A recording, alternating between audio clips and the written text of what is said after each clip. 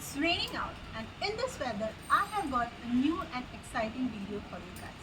Well, I have put utmost thought in curating this plant for beginner series. It includes a mix of all the varieties and plants which are easy to care. So the very first video was about jade, which is a succulent, and the second video was about peace lily, which is an indoor plant. The links for both of these plants are available in the description box. The next in the series is a plant which is known for its foliage, Song of India. Let's get started.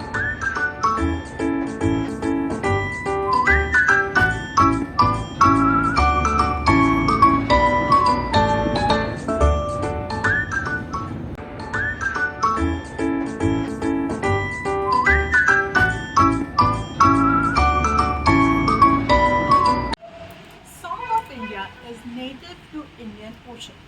It's often referred to as ornamental plant because it's used in landscapes to decor home, living spaces and office spaces. It's a slow growing plant. Now if you're someone who cannot remember the names of the plants, trust me, you cannot go wrong with this one. You can easily distinguish this plant with its leaves. The leaves are variegated in style with alternating dark green and green color and yellow lining on the sides. There are stems growing out as vines and the leaves are beautifully arched on the top. Often you'll find that the leaves droop on its own, but that's perfectly fine if the drooping is not too much. Since this is a tropical plant, it requires good bright sunlight and humidity. Although it won't tolerate harsh sunlight, but it does well in regions which has moderate sunlight. So for example, in my area, temperature fluctuates between 22 degrees Celsius and 38 degrees Celsius depending upon whether it's winters or summers. And it does well outdoors.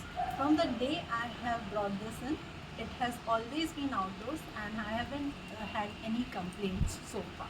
So I'll caution not to keep it extremely indoors where the sunlight is not well.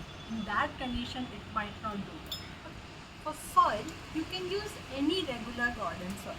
In fact, when I brought this plant, I asked only the nursery guy to pot it for me and they used their regular soil. So I haven't changed the soil since then. You can use perlite, which makes the soil porous and also enables water drainage capability. But the crux is that you don't need to be very peculiar about the soil mix for this plant. Now, since this plant grows up to a height of 3 feet as a house plant, you need to choose a pot that is taller and wider in size. Here I have chosen ceramic pot, which further improves the water drainage. But choosing a pot that is beautiful like a ceramic pot and with this plant in place adds to the beauty of the space altogether. Now for watering, you can simply follow the thumb rule of letting the upper soil dry before watering it next. Overwatering can cause root rot or yellowing of leaves. On the contrary, underwatering can cause browning of leaves, brown spot on the leaves.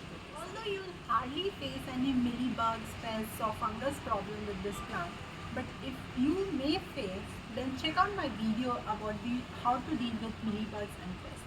I am personally not very fond of neem kill solution because it has never worked. Last but not the least, for fertilizing, you can follow any regular schedule like when you fertilize your other house plants. You can use vermicompost or homegrown fertilizer. So that's it for this video. I brought this plant when I was looking for some attractive foliage plant and the name specially caught my attention. So if you spot this plant, don't forget to add it to your collection. And as I always say, hit like, share and subscribe. When you hit like, the video will appear in more searches. Thanks for that.